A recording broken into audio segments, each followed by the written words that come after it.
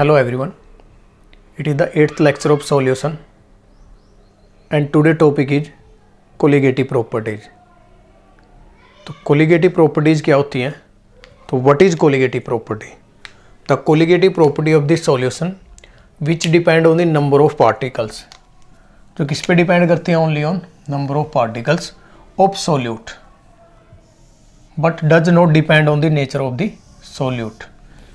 यानी colligative property वो property होती है जो किस पे डिपेंड करती है? नंबर ऑफ सोल्यूट पे डिपेंड करती है बट उनके नेचर पे डिपेंड नहीं करेगी।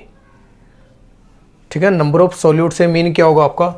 मोल्स भी हो सकते हैं उसके अंदर, मॉलिक्यूल्स भी हो सकते हैं सोल्यूट के, आयंस भी हो सकते हैं और मोल फ्रैक्शन भी हो सकते हैं अभी, तो उनको बोला जाता है colligative properties.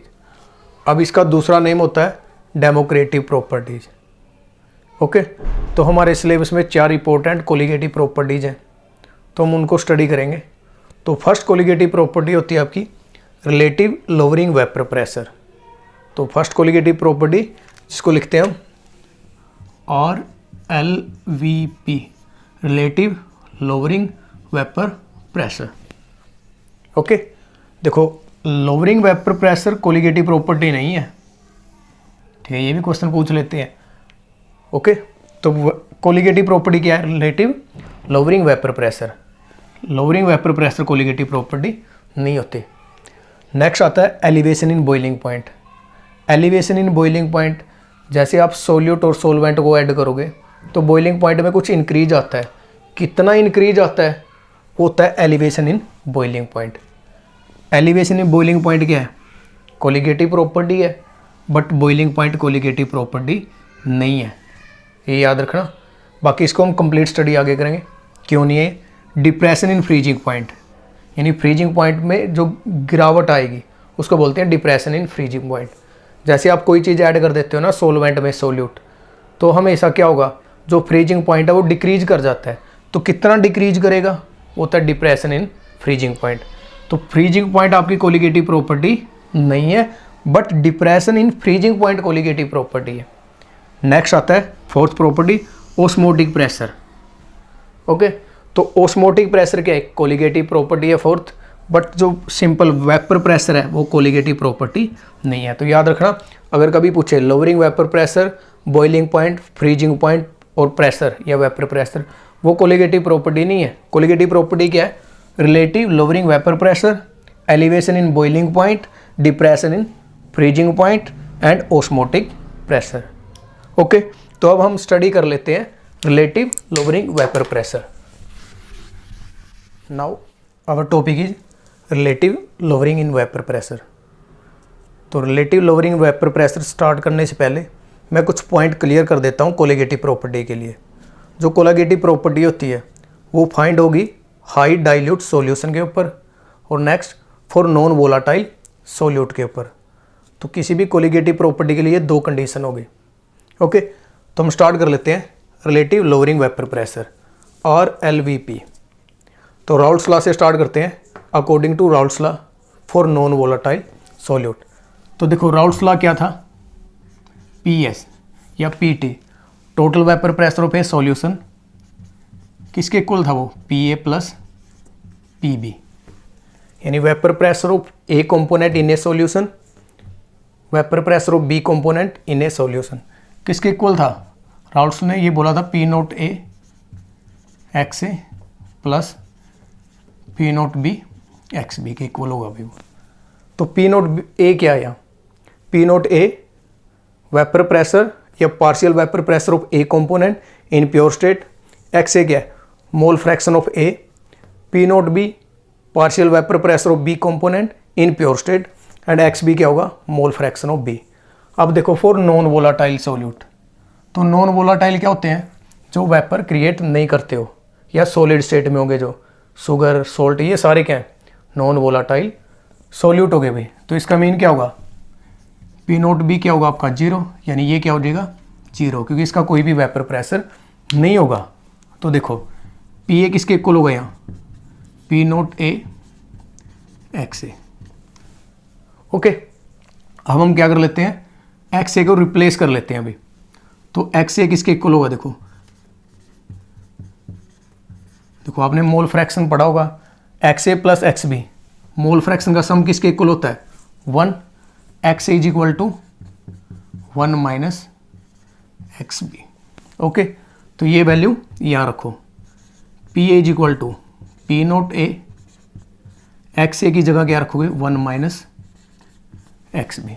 Okay, P A is equal to P note A minus P note A X B. आपने अंदर इसको मल्टीप्लाई कर दिया भाई। ओके, अब इसको इस साइड लेके आओ, P note A X B is equal to क्या रहेगा पी नोट ए, और ये उस साइड जाएगा माइनस पी ए। ओके, तो ये क्या आपका, ये है लोअरिंग वेपर प्रेशर, तो इसको बोलते हैं लोअरिंग वेपर प्रेशर। ठीक है ना। अब लोअरिंग वेपर प्रेशर आपने पढ़ा होगा, ये देखो पी नोट ए हमेशा ग्रेटर होता है पी ए से, यानी ये वेपर प्रेशर क्या है ए कंपोनेंट का इन प्योर स्टेट, और ये वेपर प्रेशर क्या है ए कंपोनेंट का इन ए सॉल्यूशन। तो हमेशा वेपर प्रेशर प्योर स्टेट का क्या होता है हाई होगा। अब क्यों होता है, जैसे आप सॉल्यूशन प्रिपेयर करते हो, जैसे आप सोल्यूट और सोलवेंट को ऐड करते हो, तो बॉइलिंग पॉइंट क्या करता है हमेशा इंक्रीज कर जाता है भाई। अगर बॉइलिंग पॉइंट इंक्रीज करेगा तो वेपर प्रेशर क्या करेगा डिक्रीज कर जाता है। तो इसका मतलब इसका वेपर प्रेशर तो डिक्रीज करेगा, इसका वेपर प्रेशर क्या रहेगा कांस्टेंट रहेगा, यानी हाई रहता है हमेशा। ओके, अब देखो वेपर प्रेशर में चेंज आया, जैसे आपने कुछ सोल्यूट ऐड किया नॉन वोलाटाइल सोल्यूट, तो कुछ ना कुछ चेंज आया था, उसमें कितना चेंज आया वो होता है लोअरिंग वेपर प्रेशर। ओके, तो इसको बोलते हैं लोअरिंग वेपर प्रेशर। नेक्स्ट देखो X B is equal to यानी mole fraction of B P note A minus P A, तो डिवाइड बाई क्या हुआ पी नोट ए। इसको बोलते हैं हम relative lowering vapour pressure, relative lowering vapour pressure भी P note A minus P A divide by P note A.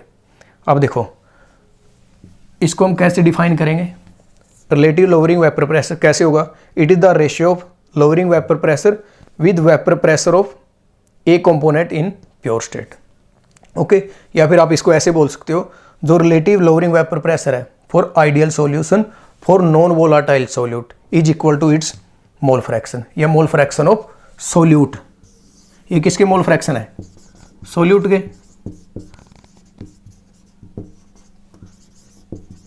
Okay, तो relative lowering vapour pressure किसके इक्वल आया मोल फ्रैक्शन ऑफ सोल्यूट। तो ये तो था आपका मैथमेटिकल क्या होता गया रिलेटिव लोअरिंग वेपर प्रेशर। अब आता है कि relative lowering vapour pressure colligative property क्यों है। अब देखो रिलेटिव लोअरिंग वेपर प्रेशर किस पे डिपेंड करता है एक्स बी पे। ये एक्स बी की वैल्यू रखो यहाँ से, किसके इक्वल हो X B, N B number of mole of B divide by total mole. Okay, X B की वैल्यू मैंने यहाँ रख दी, तो एक्स बी किसके इक्वल होता है यानी mole fraction of B number of mole N B divide by total mole. अब ये क्या आता है, ये चीज़ किसके डायरेक्टली प्रोपोर्शनल है, अगर इसको आप कांस्टेंट मानो, ठीक है ना। तो कोलिगेटिव प्रॉपर्टी जो रिलेटिव लोअरिंग वेपर प्रेशर है किस पे डिपेंड करता है number of mole of solute, या फिर आप डायरेक्टली यहाँ से भी देख सकते हो किस पे डिपेंड करता है वो mole fraction of B. B क्या है आपके पास सोल्यूट, तो इस वजह से ये क्या एक कोलिगेटिव प्रॉपर्टीज होती है अभी।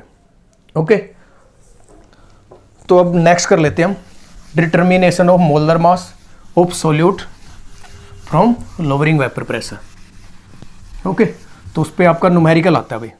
Now determination of molar mass of solute, तो हमने क्या करना है मोलर मास फाइंड करना है सोल्यूट का, जिससे हमें न्यूमेरिकली जरूरत पड़ेगी इस पॉइंट की।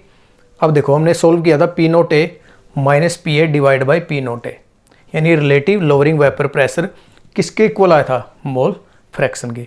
कई बार बुक्स में ऐसे भी लिखा होता है इसको, P note A minus P ए को क्या लिख सकते हो आप डेल्टा पी ए, यानी change in vapour pressure of a solvent, कितना वेपर प्रेशर में चेंज आया divide by P note A.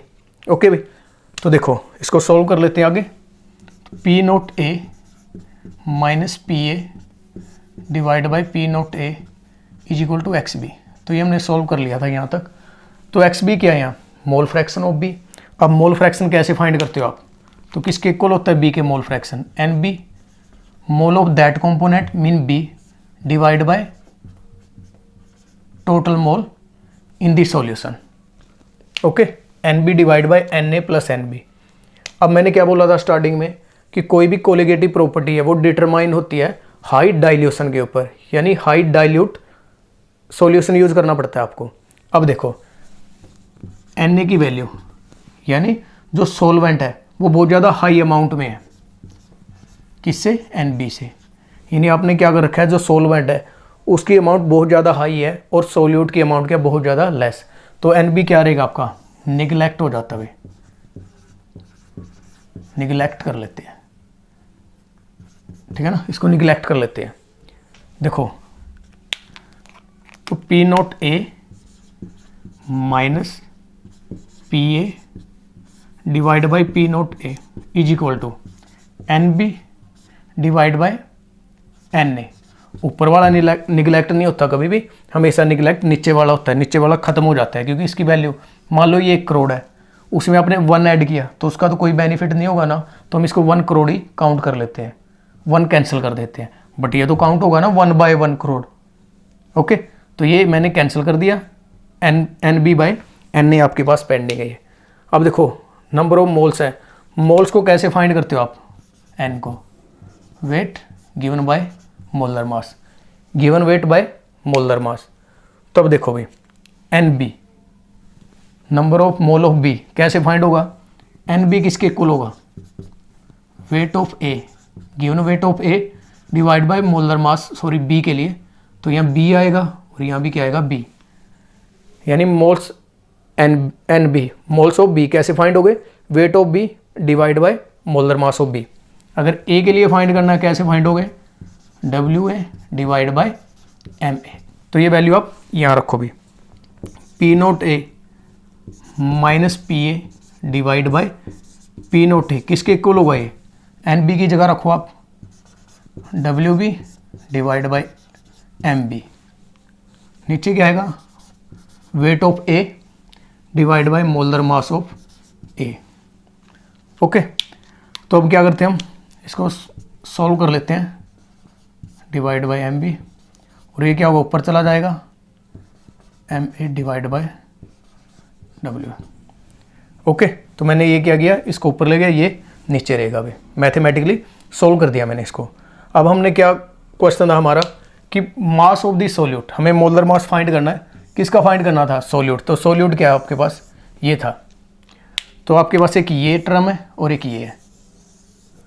अब एम बी को इस साइड ले आओ, molar mass of B M B is equal to, इस साइड क्या रहेगा, डब्ल्यू बी यानी weight of B into molar mass of A divide by weight of A into, अब देखो ये इस साइड आएगा तो ये उस साइड चला जाएगा, तो पी नोट ए ऊपर गया और नीचे P note A minus P A. तो ये आपका formula last molar mass of solute. Okay, तो न्यूमेरिकली भी हम इसका बहुत ज़्यादा यूज़ करेंगे अभी, ठीक है। एक न्यूमेरिकल सॉल्व कर लेते हैं जिससे आपको ये पॉइंट अच्छी तरह क्लियर हो जाएगा भाई। ओके, तो इस बेस पे हम एक न्यूमेरिकल कर लेते हैं जिससे आपको पता लग जाएगा कि ये कैसे फाइंड करना है। ओके, और एक देखो भैया, जो रिलेटिव लोअरिंग वेपर प्रेशर है उसको हम मेजर करते हैं ओस्टवाल्ड वाकर डायनेमिक मेथड से। ओके, कई बार पूछ लेते हैं जो रिलेटिव लोअरिंग वेपर प्रेशर है वो कैसे फाइंड होता है, तो वो फाइंड होगा ओस्टवाल्ड वाकर डायनेमिक मेथड से। नाउ हम न्यूमेरिकल कर लेते हैं। देखो स्टेटमेंट आपकी स्क्रीन पे आपको दिखाई दे रही है, तो देखो स्टेटमेंट क्या है, एक बार मैं रीड कर देता हूँ इसको। The vapour pressure of pure benzene at a certain temperature is 0.85 bar, यानी ये क्या होगा, पी ए है आपके पास, यानी प्योर स्टेट में है, तो इसका मतलब पी नोट ए है ये बेंजीन का। उसके बाद है नॉन वोलाटाइल सोल्यूट या non electrolyte. Non volatile solute हमेशा नॉन इलेक्ट्रोलाइट ही होते हैं। सॉलिड जिसका वेट होगा 0.5 ग्राम, तो ये आपके पास डब्ल्यू बी है क्योंकि ये सोल्यूट का वेट दे रखा है। इज एडेड टू, किस में ऐड किया ये, बेंजीन के अंदर, तो इसका मतलब डब्ल्यू ए कितना होगा 39.0 gram of benzene. Molar mass दे रखा है यानी एम ए होगा ये बेंजीन के लिए। The vapour pressure of the solution then is, उसके बाद जो वेपर प्रेशर हो जाता है सॉल्यूशन के अंदर वो कितना होता है 0.845 बार हो जाता है। यानी ये होगा आपके पास PA what is the molar mass of solid substance. यानी आपने फाइंड करना है मोलर मास क्या होगा एक सॉलिड सब्सटेंस का, यानी MB। तो देखो आपके पास ये सारी वैल्यू गिवन है और हमने लास्ट में फाइंड किया था फॉर्मूला, तो इसमें वैल्यू रखो आप। MB किसके इक्वल होगा भाई, देखो सारी चीज़ें गिवन होगी, बस उसको पेशेंसली स्टडी करो। जैसे आपको लिखा होगा कि प्योर स्टेट में, तो प्योर स्टेट में होगा वो वेट होगा तो वेट गिवन होगा, अगर उसमें प्रेशर गिवन है बार कुछ भी तो इसका मतलब वो क्या होगा P0A होगा। अगर सॉल्यूशन के अंदर प्रेशर बताया है तो PA होगा। ओके, ये चेंज होता है भाई। देखो तो WB क्या आपके पास 0.5 ग्राम, उसके बाद into MA mass of A, वो आपको गिवन था 78 आई थिंक, ठीक है ना। एक बार स्टेटमेंट में देखो कितना गिवन था वो 78, तो कितना था भाई वो 78 ग्राम। नहीं गिवन है तो आप इजीली फाइंड कर सकते हो उसको। इंटू P0A, P0A क्या है 0.850 divide by WA weight of A 39 gram into P0A 0.85 minus PA 0.845। Okay, तो अब मैथमेटिकली इसको सॉल्व करो और आपका MB की वैल्यू फाइंड हो जाती है भाई यहाँ से। ओके, तो ये था आपका topic first colligative property relative lowering vapour pressure. Okay, thank you, have a nice day.